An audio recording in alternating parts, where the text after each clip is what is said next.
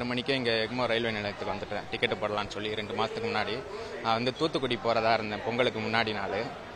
வந்து ஒரு 5 பேருக்கு அடுத்து டிக்கெட் இல்லைன்னு சொல்லி இங்கே சொல்லிட்டாங்க. அது ரொம்ப ஒரு ஏமாற்றமாக இருக்குது. பொங்கல் டயத்தில் வந்து பஸ்ஸில் போகிறது வந்து ரொம்ப சிரமமாக இருக்கும். அதிகமான கட்டணம் வசூலிக்கிறதா வந்து இதாக இருக்கும். பப்ளிக் டிரான்ஸ்போர்ட்டுன்னு பொறுத்தளவு ட்ரெயின் தான் எல்லாமே நாங்கள் நம்பியிருக்கோம். ஆனால் இது வந்து ஒரு ஏமாற்றமான சூழ்நிலையாக நிலவுது.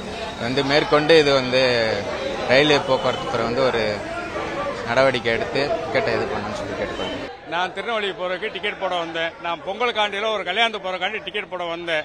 இங்கே வந்து 5 மணிலேருந்து வெயிட்டிங் பண்ணிட்டு இருக்கோம். வெயிட்டிங் பண்ணி கடைசியில் 3rd AC தான் இருக்குது. 2 AC இருக்குது, 3rd AC இருக்குங்கிறாங்க. இவ்வளோ கியூவில் நின்றும் கடைசியில் 3rd ACயில் போட்டிருக்கு. கன்ஃபார்ம் கிடச்சிச்சு. ஆனால் ஏசியில் கிடச்சிச்சு. ஆனால் நான் காலையில் 4 மணிலேருந்து கியூவில் நிற்கிறேன். அதான் 4 மணிலேருந்து இருந்தால் பாருங்களா, சண்டை நடந்துட்டு இருக்குல்ல. சண்டை நடந்துருக்கு, நீங்களே பார்க்கல, லைவ் பார்க்குறீங்களே பாருங்கள்.